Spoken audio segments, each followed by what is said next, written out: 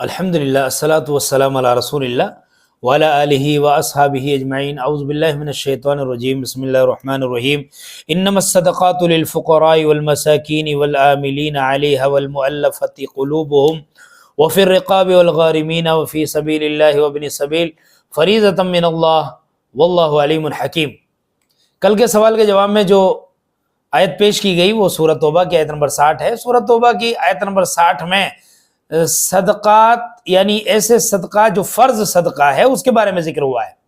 صدقہ دو قسم کا ہے، ایک نفل صدقہ، ایک فرض صدقہ۔ تو اب یہ جو نفل صدقہ ہوتا ہے اس کو آدمی سال میں، مہینے میں، دن میں، رات میں کبھی بھی دے دے، اور جو یہ فرض صدقہ ہوتا ہے یعنی زکوٰۃ جس کو بولتے ہیں وہ سال میں ایک بار فرض ہے، اور وہ امیروں سے لے کر غریبوں کو دی جاتی ہے، یعنی حاجت مندوں کو دی جاتی ہے، اور ان کا ذکر جو ہے اللہ رب العالمین نے یہاں اس آیت میں کیا ہے۔ اب اللہ رب العالمین فرماتا ہے کہ صدقات صرف فقیروں اور مسکینوں کے لیے،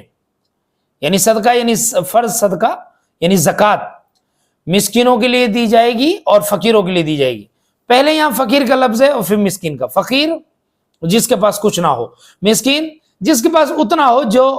جو اپنے مال سے بے نیاز نہ ہو، یعنی اس کے پاس اتنا نہ ہو جس سے وہ اپنا پورا خرچہ چلا سکے۔ مسکین کسی کے سامنے ہاتھ نہیں پھیلاتا، کسی سے بھیک نہیں مانگتا، اور نہ جو ہے کسی کو ایسا لگتا ہے وہ کہ یہ غریب آدمی ہے، اس کو مدد کی ضرورت ہے، یعنی وہ اپنے آپ کو اللہ رب العالمین کا شکر گزار مانتا ہے، اور کسی کے سامنے جو ہے روتا نہیں ہے، اور کسی کے سامنے ہاتھ نہیں پھیلاتا ہے۔ تو بہرحال فقیر کو زکوٰۃ کے جو مصارف ہیں، 8 مصارف جو ہیں 8، اس میں پہلا ہے فقیر کے لیے زکوٰۃ دی جائے، دوسرا مسکین کے لیے زکوٰۃ دی جائے، اور تیسرا اس میں بتایا گیا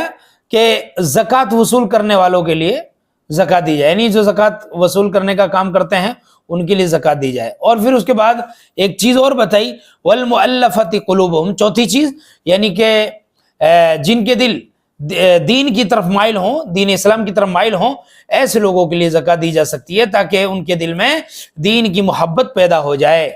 اور اس کے بعد فرمایا وفی الرقاب، اور گردن چھڑانے میں، اور گردن چھڑانے میں 2 طریقے استعمال ہو سکتے ہیں۔ ایک تو یہ کہ اکیلا آدمی پوری گردن چھڑا دے، یعنی پورا غلام آزاد کر دے، اکیلا ہی روپیہ پیسہ لگا دے، اور دوسرا طریقہ یہ ہو سکتا ہے کہ 10 آدمی 20 آدمی مل کے کسی کو چھڑانا چاہتے ہیں، تو اس میں بھی جتنا حصہ آئے جس کے حصے میں وہ روپیہ پیسہ لگا کے اکٹھا کر کے گردن چھڑا سکتے ہیں۔ آج کے دور میں اب کہیں کوئی کسی کے قبضے میں ہے کوئی، تو آپ اس کو چھڑانے کے لیے روپے پیسہ اکٹھا کر کے جو اس کو چھڑا سکتے ہیں، یہ زکوٰۃ کی رقم وہاں لگائی جا سکتی ہے۔ اس کے بعد فرمایا اللہ رب العالمین نے کہ والغارمین وفی سبیل اللہ وابن السبیل، فرمایا کہ اور قرض داروں کے لیے، اور بتایا قرض داروں کے لیے، یعنی اگر کوئی قرضے کے بوجھ میں ڈوبا ہوا ہے، کسی نے کسی کو قرضہ دلوا دیا یا خود دے دیا یا ضمانت دار بن گیا، ضامن بن گیا، تو ایسے لوگ چونکہ دوسروں کو قرضہ دلا دیا، اب اس نے تو بھلائی کی تھی بیچارے نے، لیکن سامنے والا دے ہی نہیں رہا، اب یہ بیچارہ ضامن ہے، پھنس گیا، اب یہ کیسے، اب اس کے پاس تو اتنا مال دولت بھی نہیں ہے کہ جس سے وہ اس قرضے کو چکا سکے، تو ایسے آدمی کی مدد کی جا سکتی ہے زکوٰۃ کے روپے سے۔ اور اسی طریقے سے فرمایا کہ اور اللہ کی راہ میں یعنی کہ جہاد وغیرہ میں زکوٰۃ کی رقم خرچ کی جا سکتی ہے۔ اسی طریقے سے 8واں جو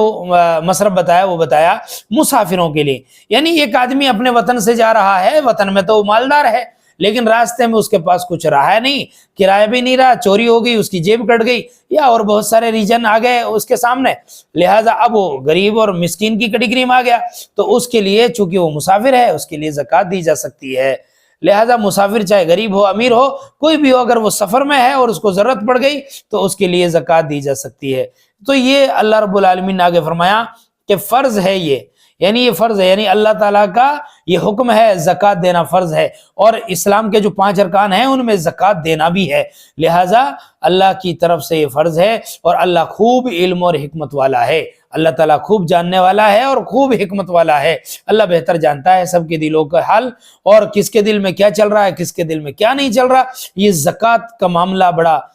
جو ہے سخت ہے، اگر آدمی زکوٰۃ نہ دے تو پھر وہی مال جو اس نے جمع کر کے رکھا ہے وہ گنجا سانپ کی شکل میں آئے گا، اور حشر کے میدان میں اس کو سزا ملے گی اللہ کی طرف سے، اور وہ مال جو اس نے بغیر زکوٰۃ کے رکھا ہے، یعنی وہ مال جو اس نے بچا کر جوڑ کر رکھا ہے، اس مال کی جو ہے آگ کی تختیاں تیار کی جائیں گی، اور ان کے پہلوؤں پر، پیٹھوں پر، کمر پر داغا جائے گا، ان کو سزا دی جائے گی۔ لہذا مال کی زکوٰۃ نکالنے سے مال پاک ہو جاتا ہے، مال کی زکوٰۃ نکالنے سے مال پاک ہو جاتا ہے، لہذا مال کو پاک کیجئے، مال کو پاک کیجئے، اور مال پاک ہوگا مال کی زکوٰۃ نکال کر۔ اور زکوٰۃ کہاں نکالی جائے؟ جو لوگ اعتراض کرتے ہیں کہ ہمیں تو کوئی نظر نہیں آتا، یہ بتا دیا، 8 مد بتا دیا، 8 مصرف بتا دیے، آپ کو پھر بھی سمجھ میں نہیں آ رہا تو سورۃ توبہ کی آیت نمبر 60 اور اس کا ترجمہ، اس کی تفسیر پڑھ لیجئے، یہ 8 مصارف ہیں جہاں پر آپ زکوٰۃ دے سکتے ہیں۔ اللہ تعالیٰ سمجھنے کی توفیق عطا فرمائے۔